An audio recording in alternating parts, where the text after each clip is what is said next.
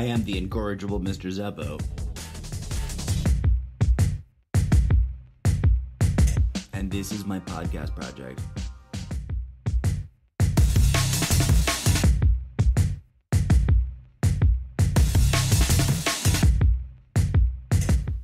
It is in draft version. Please buckle your seatbelts. Changes are coming.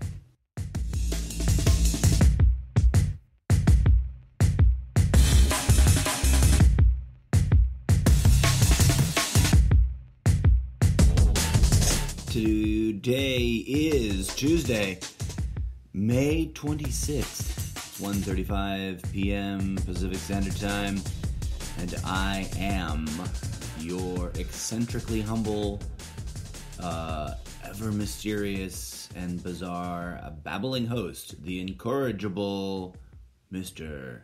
Zeppo. And that's some electronic dance media by the elusive and exceptionally stoic DJ Zed, who may only exist in my imagination. Or not. He might be played by an actual DJ in real life at some point. Someday. A creator, a fiction can dream, can they not? Today is the 300th episode, and that's actually totally technically wrong, because I know a little bit of history to the podcast that is not evident on the surface here on its hosting platform. But as of the first fuck up, as I now call it, the first attempt at kind of rebooting, reinventing the show, way back in the early days, when someone well-intentionedly, although maybe misguidedly, maybe inaccurately, and suggested to me that because at the time, when I first started, early in the days of having just started the podcast, I can't remember exactly when I did it, I branched it out. I was like, oh, I can do multiple shows. And so I had, the Almost Daily ZenCast, news breaking news, explicit and unauthorized readings, or unauthorized and explicit readings, whichever one it is, and one or two other ones, split out into their own branded shows here on this page, the way I now have a couple of sort of sample other shows, like the Tarot Journal, which is the real project behind all of this, or rather the original Zero project. It was the project that I started that made me go, oh shit, I really should just practice podcasting first. Get used to doing it every day. I can't check that off the list. I have to put a big fat failure F in front of get used to doing it regularly without stressing about it on the daily, multiple times a day. Not there yet. It's like if someone said, I'm going to get used to jogging 3 times a day, except that jogging is sitting in your chair and talking into a microphone that may or may not be listened to live on the interwebs across the world, and sound entertaining enough to be worth listening to, but not so entertaining as to appear as fake, right? But to strike that authenticity, to be able to share and opine and complain about the world with you, dear listeners, and be worthy of your interest and your curiosity. And here we are, 300 episodes later, and I don't know if I did it right, but I do know that that's the hard limit. That's when I was in my mind, loosely, speculatively sort of planning as I went, experimentally developing the show as the show was being produced. I decided to myself once, a long time ago, after the initial fuck-up, the great reboot zero of failure, which is when I took down I should have just left it up the way it was. right? And then focused on the daily one, and then made all the other ones like weekly spin-off things that were really special. And instead it's become the mushy, gooey, I just call it one or the other, and I cycle through them, and I talk about all the same stuff. But I digress. That would have added, I think, another 100 or so episodes. Maybe 60, right? Because I had a bunch. And they're all sitting... I can look at them, right? I think I'm... Right now, if you go to my main profile page on the Sprecher.com hosting platform, you can load all the way to the very beginning of the playlist.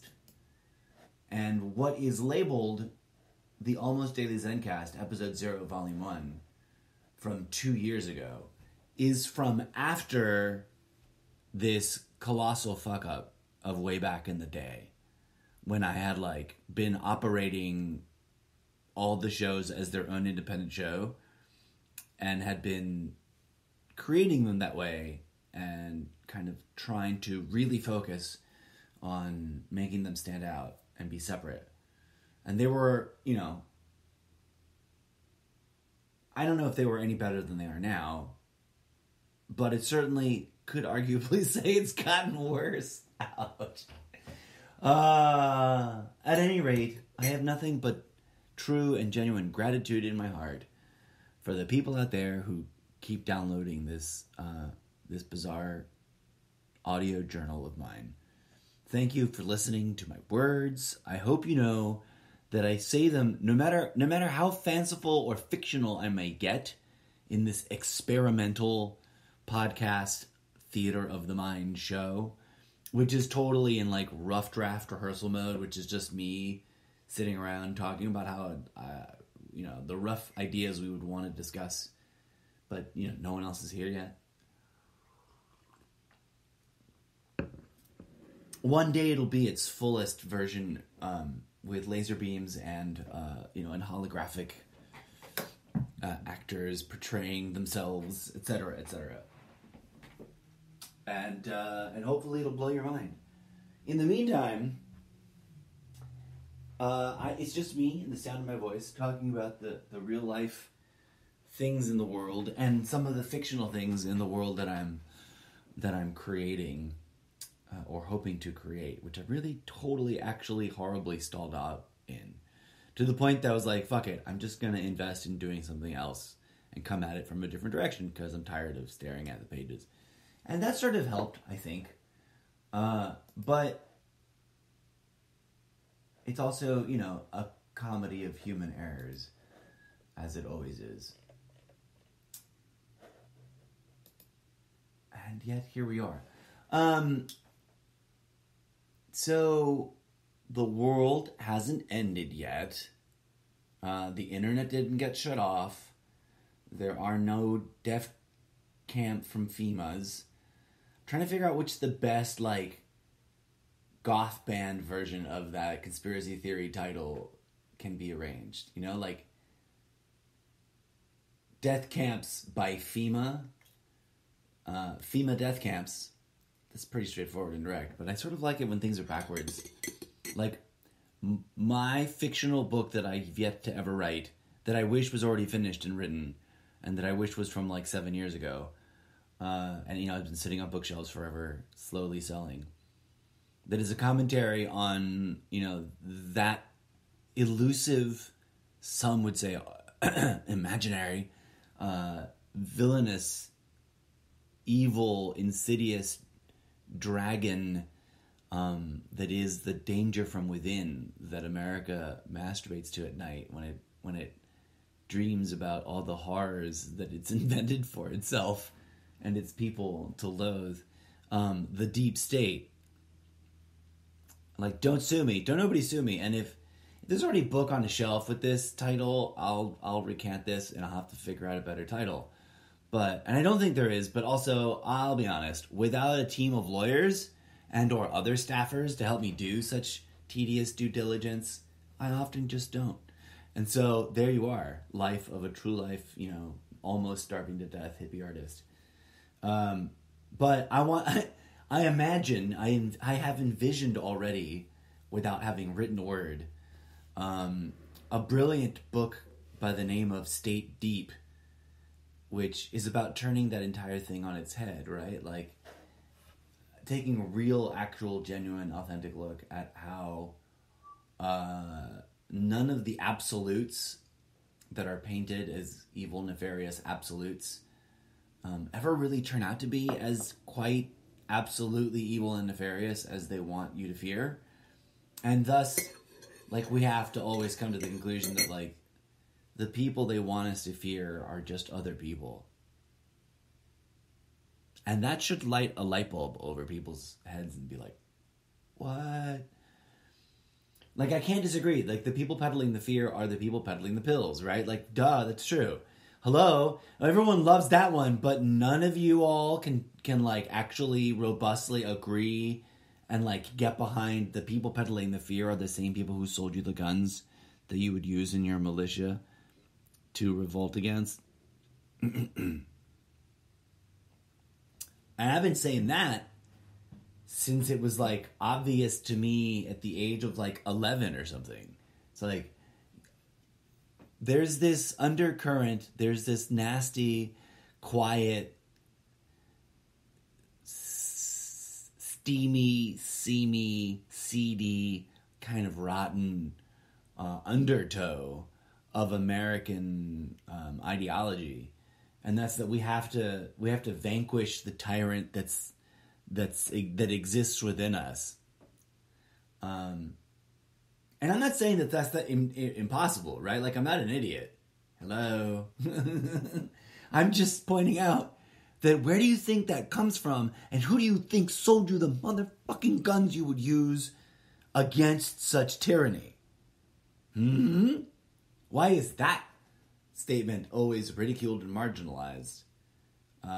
And y'all will march dutifully in your anti-establishment compliance to the whatever anti-establishment authority you're complying to, without questioning who's profiting on the mindless conflict and the fact that nothing actually ever changes, except for,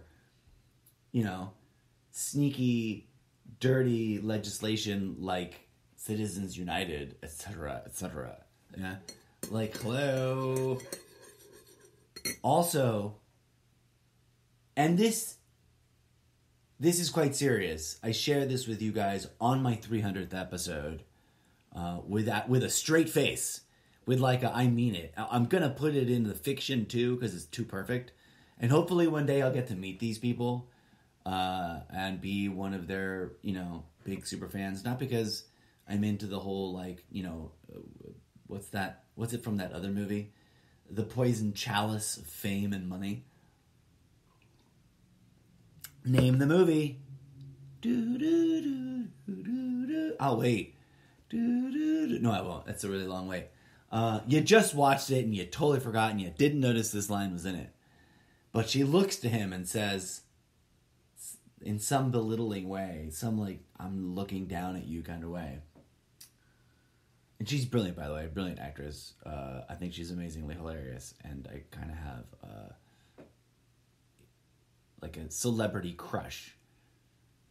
Can't help it. Talking monkey. Monkey see, monkey do. And when she turns to the main character and says, admonishes him for his wishy-washiness and informs him that she's offering him, quote, I think it's infamous, but it might have been another word that she uses right there. Some sort of adjective. Poison chalice of fame and money, or money and fame. Well, I don't know what kind of commentary that is. But he obviously, ends up regretting his choices in the end after he goes through his hero's journey of 1,000 faces and comes out of it a truth teller instead of a candy seller. Name the movie.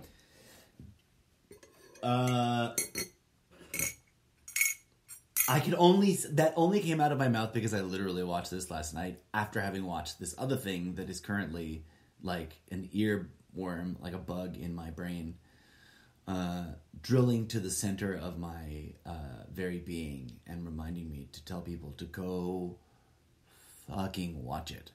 And that is, of course, and I hate to sound like a seriously broken record, like a needle on a broken record, telling you to go watch Midnight Gospel. Like, I should be celebrating and doing weird, gimmicky things for the 300th episode. I'm in my pajamas and my sacred Church of Dudism robe, which I recently washed, so it's not like in the worst condition it could be.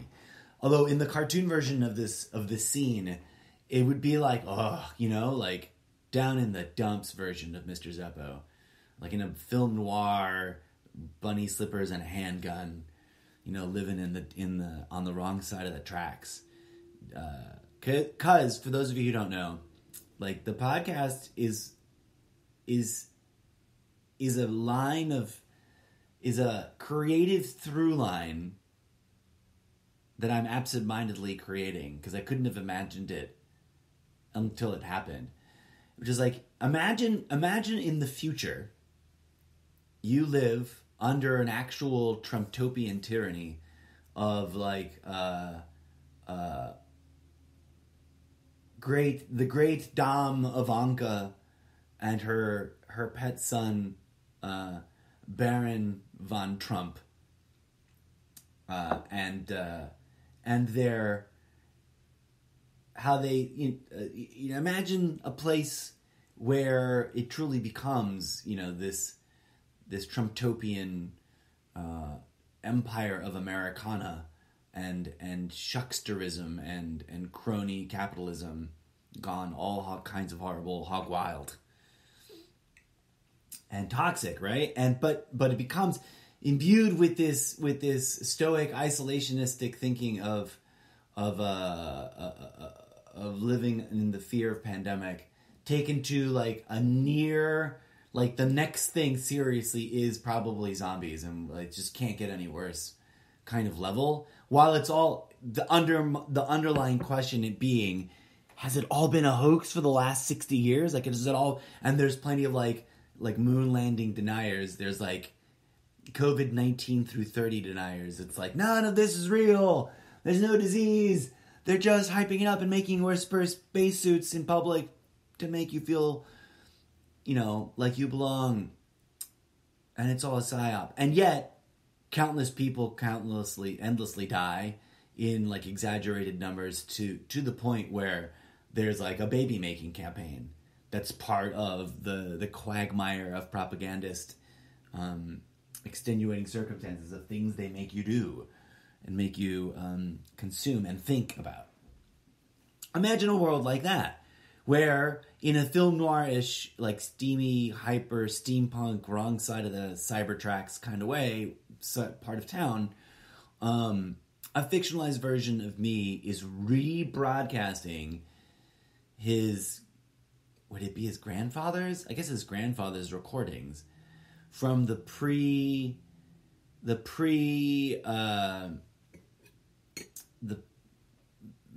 days leading up to the great shutdown of 2020, because the podcast was started in 2016 or 2017 or whatever. For full disclosure, this show started out as a couple of YouTube videos, which are still up and you can watch, and do not have anywhere near the level of commentary or context that I'm weaving for you now.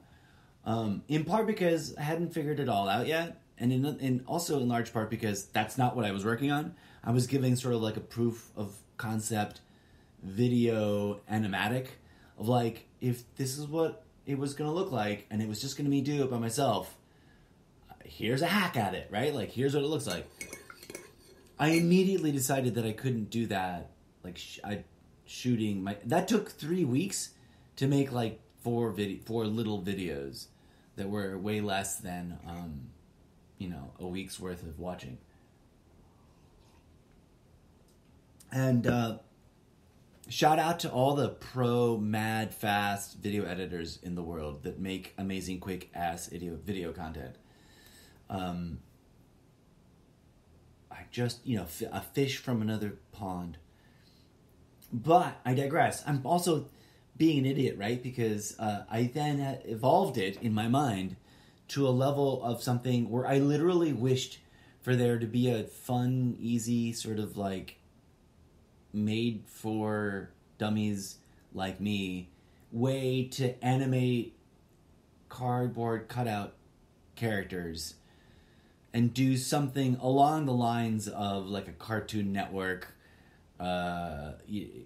bit of animated entertainment that would sit in an evening mixed in along with insert name here of all those famous cartoons and insert name here of that other one and insert name here of that third one that I really, really love that I can't remember any of their names right now.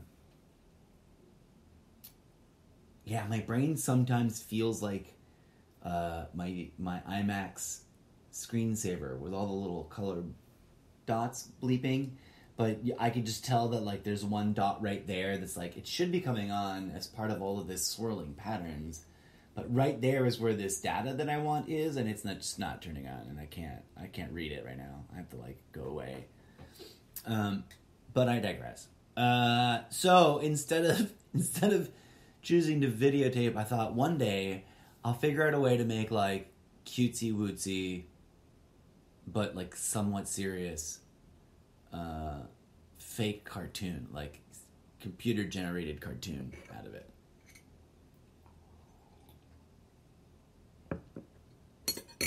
So I then proceeded to like slack practice, like slack rehearse, like totally long before the world shut down, but not too terribly long after Trump wrote down that golden escalator.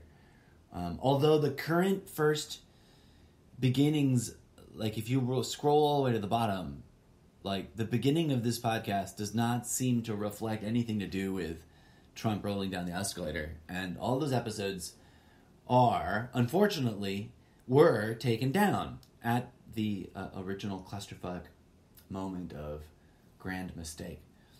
But here we are now, several years later, and I'm going to do some sort of radical, I hope, knock on wood. I've been talking to myself about this for like 3 years already. Like, I'm going to radically updraft everything. I'm going to go back to the beginning. I'm going to stop recording new episodes for a hot minute, or continue doing one episode a day. Also, knock on wood. Chime the bell. But re-engineer and also redeploy some of this lost content that's sitting in a folder here in Finder, in several folders that I could be like, reintegrating and reworking and reposting and resharing. So I don't know. Why am I talking about it now? Because, 300 was supposed to be the hard deadline of like, I'll see if I can get myself up and running with doing that sort of thing first, or sooner, at re-editing and like massively reconfiguring what the first, playing with the real estate, the mental real estate of 300 episodes spread out, ranging in lengths from 9 minutes to 3 hours in length. Like I literally sat and rambled for way too long. And some episodes have been, in my personal opinion, near perfect takes too. I just don't remember which ones are which. But I want to go back and like really, really, really carefully listen to and re-engineer and redesign and re-upload every single episode and I like hand craft it into a better version of what all of this could be. There's technically a third parameter, and that's like when I find a collaborator to collaborate with, which, if you're listening, and you've ever considered it, and you've never spoken up, and you think you could, like, tune in and, like, have 45-minute long discussions about current events with me on a weekly or bi-weekly basis, and also help me recreate past episodes by just pretending, and playing the role of co-host and being part of the recreation of the show.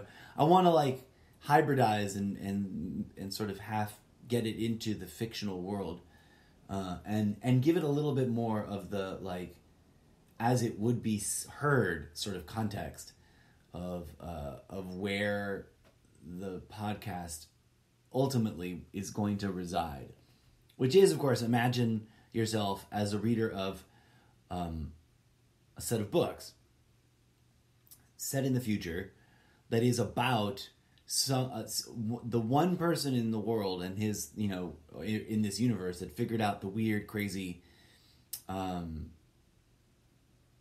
like, connection between those books in sitting in the Library of Congress about Baron von Trump wanting to take over the world and choosing to become the president of the United States as one stepping stone to becoming that. And an actual sort of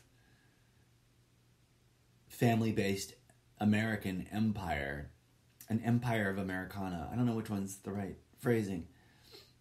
In a world within a nation, a national context within, wherein, like, revisionist rewriting of history has been enthusiastically going on for the last 60 years. And one guy's like, wait a minute, you guys, here's my actual recordings from the time of,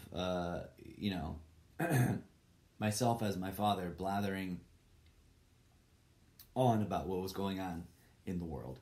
And having this multitude of recordings to point to from within the confines of the book, as, like, a physical asset, a tangible thing that a character comes across during their adventure of, like, investigating what's really going on and, like, trying to determine for themselves where the dividing line is, and what is junk fake facts and what is, like, the truth. Like, where is the truth in this proto near apocalyptic world projected out just half a generation from now. And how did we miss the warning signs, especially in a trumped up fictionalized version of this world, worthy of being, like, cartoon content. And I kept thinking to myself, like, oh, it really should be a cartoon content. And, like, as I was saying, I literally at one point asked in prayer, kind of jokingly, but also sort of like, let's manifest it. And then boom, there it came, right? Like, how could I make a rough draft, I can worst case scenario and say, like, well, that wasn't meant to be polished final draft material. That's like a mini, like, animated animatic of what I'd love someone to make using myself and whatever direct tools I have at my disposal, which confronted me to confront, like, the one creative thing in life that I've always regretted not having done the obvious about, which is practice. Like, I always longed to draw.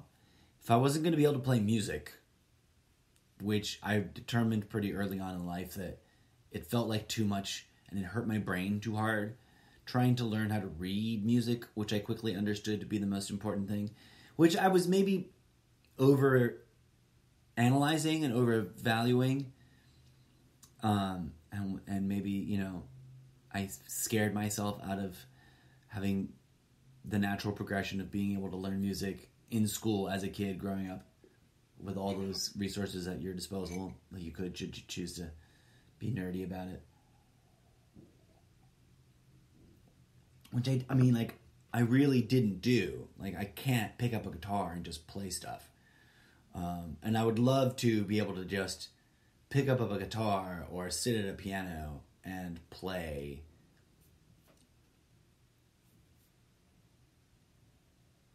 Long and Winding Road. Right? Like, but I digress.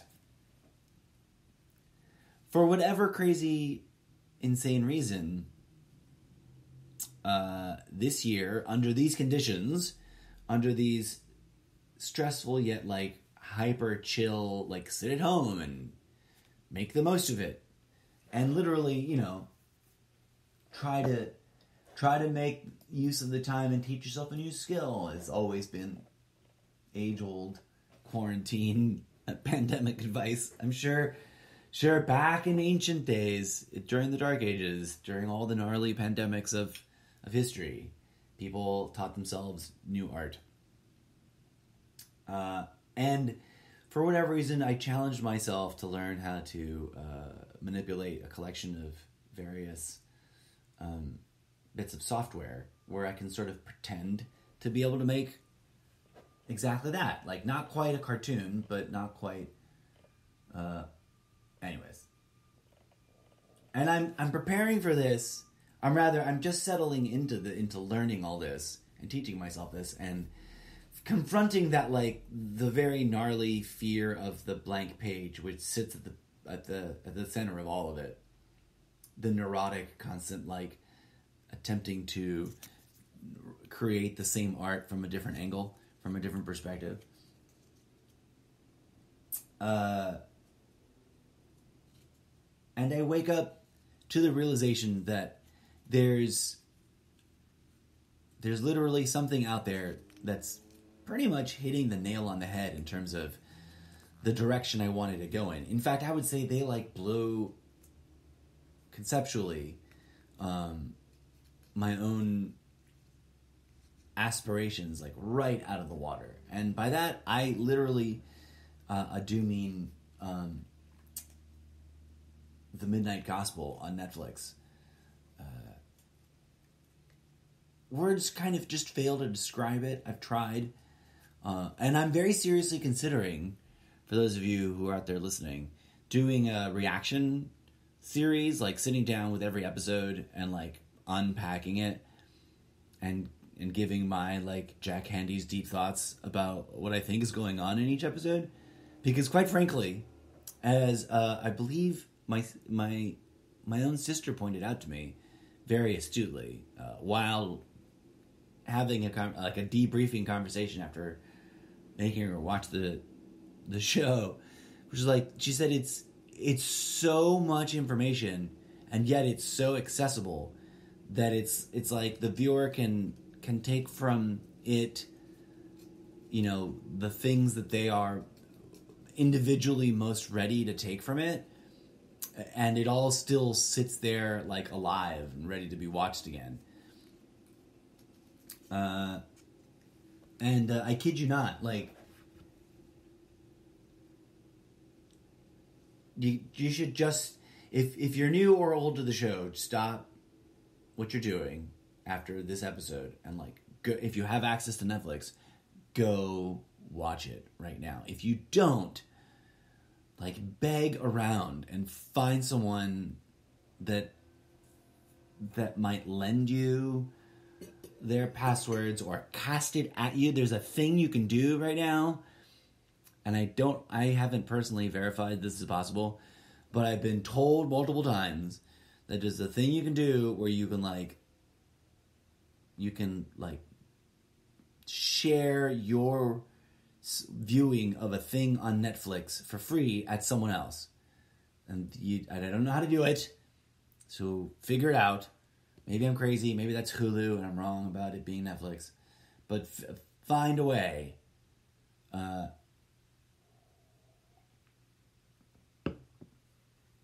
It's going to be one of those shows that will be discussed and debated and argued about and dismissed and heralded for a generation or three. It's one of those pieces of content that people will argue about whether or not it is art, whether or not it even is like, quote, transcendent art, or whether it's just a pile of horseshit brought to you by Satan to distract you from the truth. I don't know. You know what I mean? Like, whoa. It's just, it dares to speak on and point to such bold things that it's a bit, I don't know, it gets in there. It gets into you like an earworm drilling into the center of your brain, but in a good way. I digress. I've lately been managing to keep my episodes a little bit shorter, but not getting to a bunch of stuff that I kind of presumed I would do. So I'm going to hopefully come back at you today in more episode. Is this a multi-episode day today?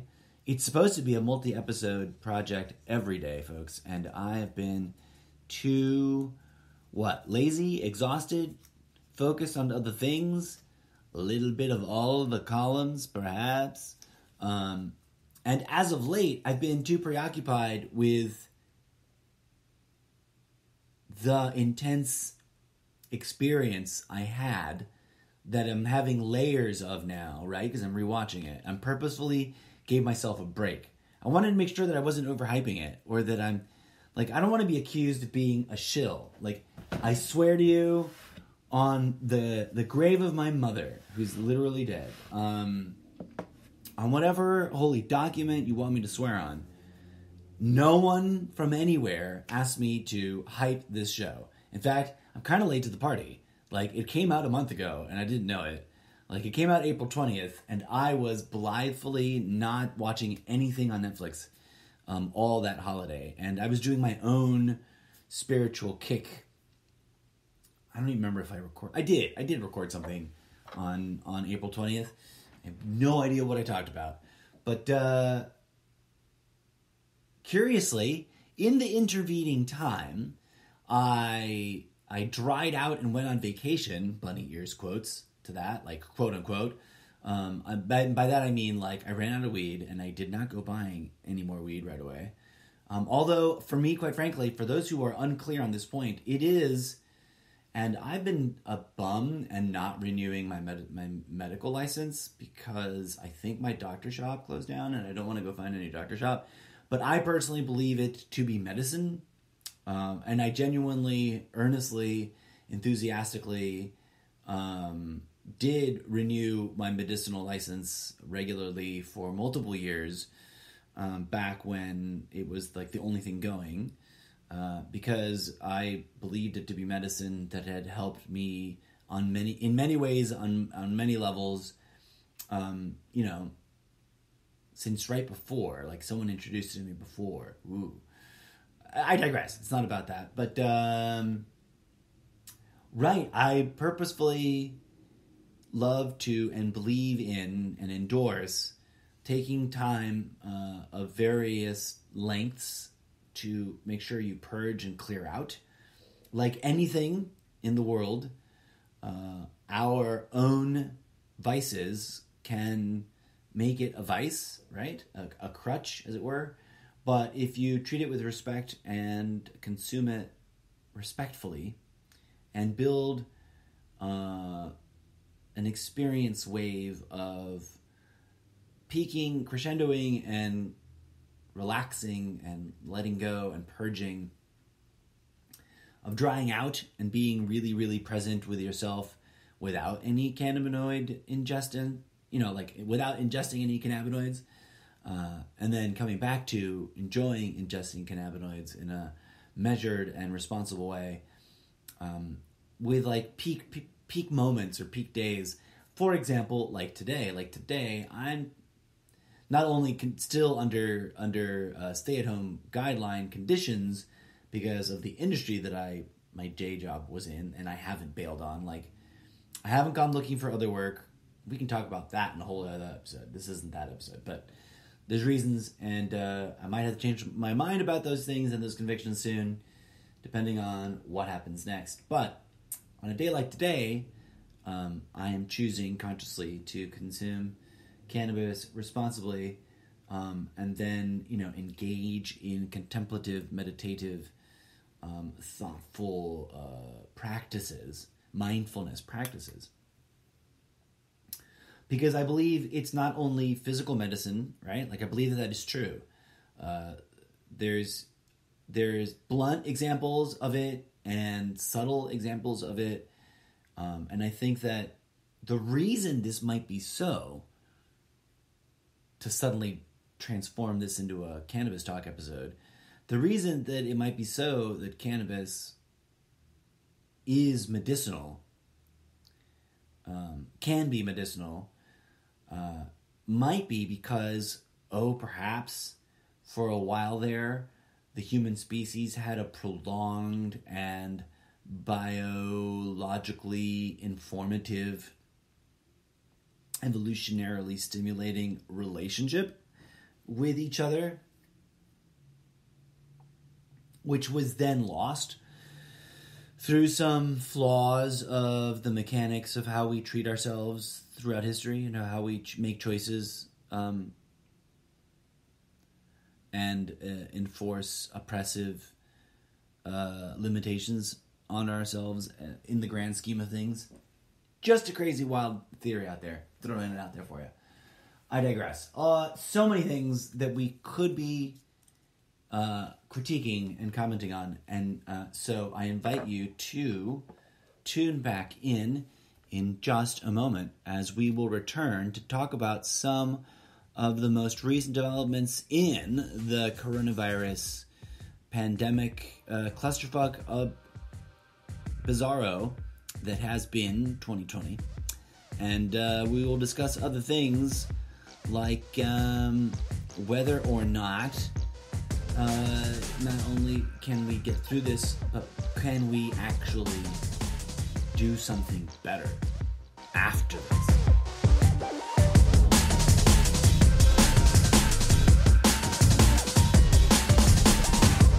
As always, thank you for tuning in. This has been the 300th episode of the Almost Daily ZenCast.